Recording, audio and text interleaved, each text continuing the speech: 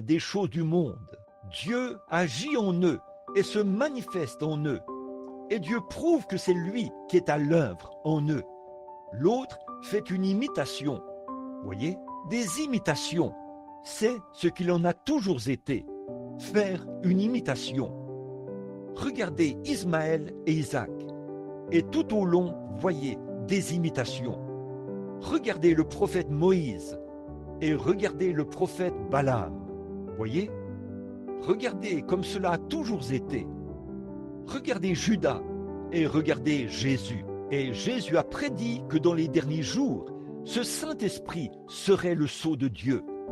Alors, la marque de la bête, qu'est-ce que ce serait?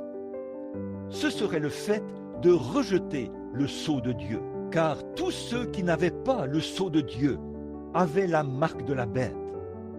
Et si ce sont deux marques spirituelles, l'une d'elles sera la vraie marque de Dieu, l'autre sera l'apostasie. Pouvez-vous voir cela? Regardez la marque dans l'Ancien Testament. Quand la trompette du jubilé sonnait tous les temps d'année, les esclaves repartaient libres parce que la trompette avait sonné. Eh bien, tous ceux qui aspiraient à la liberté pouvaient s'en aller, mais il y en avait parmi eux qui aimaient être esclaves. Alors, on les emmenait à l'autel, au poteau de l'église, et on leur perçait l'oreille avec un poinçon. Et là, ils étaient marqués pour toujours. Ils étaient pour toujours au service de ce maître. Et aujourd'hui, vous allez entendre un message de l'Évangile sur la vérité. Alors, vous pouvez être libre si vous le voulez. Dieu vous parle. Mais quand vous arrivez là, à la frontière, et que vous regardez de l'autre côté, et que vous avez la connaissance de la vérité, et qu'ensuite vous vous en détournez, il vous perce l'oreille, et vous serez toujours un croyant intellectuel. Vous serez religieux, vous irez à l'église, mais vous ne recevrez jamais le Saint-Esprit. Vous voyez, c'est alors que vous servirez cela pour le restant de vos jours. Donc, soit la marque de la bête, soit le sceau de Dieu. Nous en sommes tellement proches. Maintenant, regardez, la parole doit être inspirée.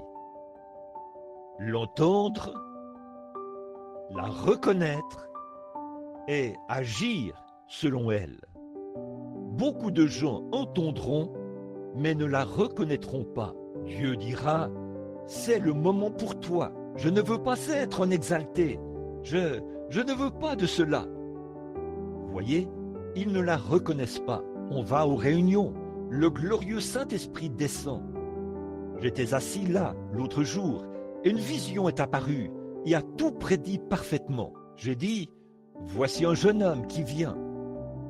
Venez ici, avais-je fait signe de la main en direction du serveur. Vous souffrez du cœur et vous cherchez. Oui, c'est tout à fait vrai. Vous voyez cette femme qui s'avance?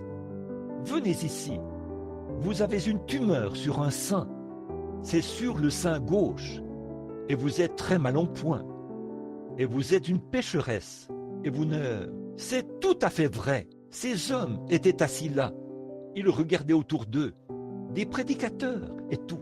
Et disaient, ah bon?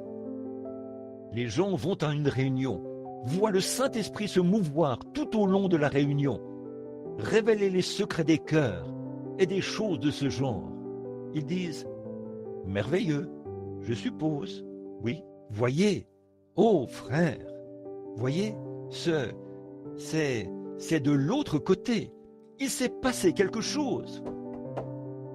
Les femmes vont continuer de plus belle à faire la même chose. Les hommes vont retourner, comme un cochon à son bourbier et un chien à ce qu'il a vomi, et faire exactement la même chose. Ne voyez-vous pas? Maintenant, je parle à toi. Vous voyez, là, il vous faut prendre conscience, mon ami, de l'état dans lequel vous êtes. C'est pour ça qu'au sujet de cette bande, j'ai dit, c'est uniquement pour l'Église.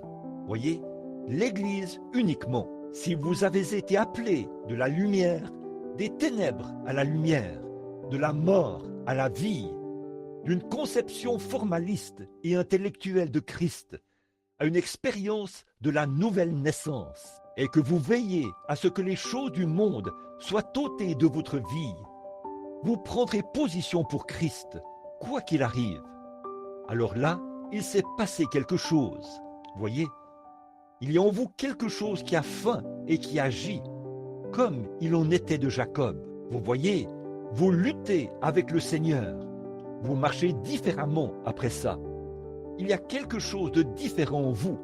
Vous êtes changé. Maintenant, avant que cela soit fait, il faut que l'inspiration vous soit donnée. Peu m'importe, je pourrais me tenir ici à prêcher jusqu'à ce que les cheveux qui me restent tombent, jusqu'à ce que mes épaules s'affaissent et que j'ai 90 ans et que vous m'écoutiez chaque jour. Tant que Dieu ne le vivifie pas pour vous, vous demeurez dans le même état. J'ai passé 2 jours à étudier et à prier au sujet de ceci. Voyez, j'ai dit, Seigneur, est-ce que je devrais dire ceci à l'Église? Quelque chose à dire, dis-le. L'heure est proche, dis-le. Je sens qu'il va bientôt me retirer de la scène. Alors